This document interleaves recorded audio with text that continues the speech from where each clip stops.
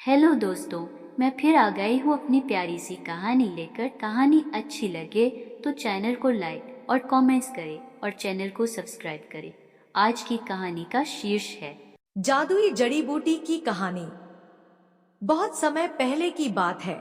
एक छोटे से गांव में रमेश नाम का एक किसान रहता था।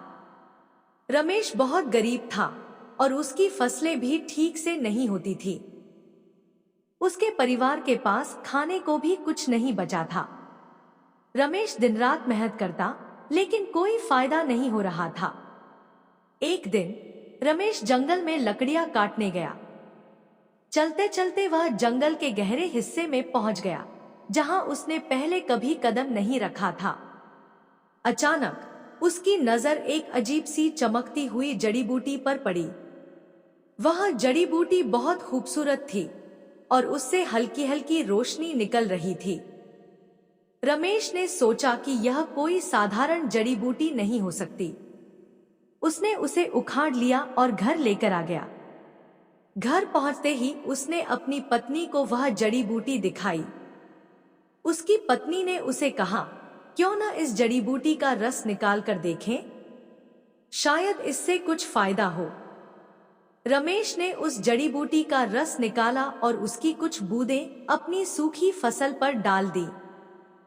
अगली सुबह जब रमेश खेत पर पहुंचा तो वह हैरान रह गया। उसकी फसलें अचानक से लहराने लगी, जैसे किसी ने उनमें जान डाल दी हो। कुछ ही दिनों में उसकी सारी फसलें हरी भरी और तैयार हो गईं।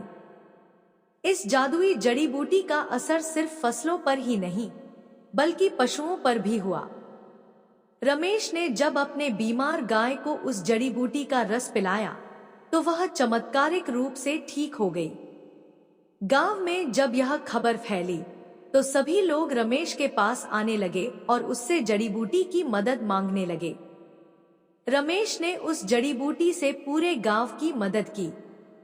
धीरे धीरे रमेश के खेत सबसे उपजाऊ बन गए और उसकी आर्थिक स्थिति भी बेहतर हो गई। गांव के लोग अब उसे बहुत सम्मान देने लगे थे। लेकिन रमेश को यह भी समझ आ गया था कि जादुई जड़ी बूटी का उपयोग सिर्फ जरूरत के समय ही करना चाहिए, नहीं तो उसका जादू फीका पड़ सकता है। उसने जड़ी बूटी को एक सुरक्षित जगह पर छिपा दिया और उसे तब तक नहीं निकाला जब तक कि सचमुच में उसकी जरूरत न हो।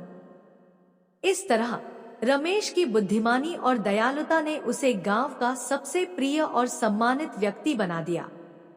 और वह जादुई जड़ी बूटी जो रमेश को जंगल में मिली थी, उसके जीवन को पूरी तरह से बदलने वाली साबित हुई।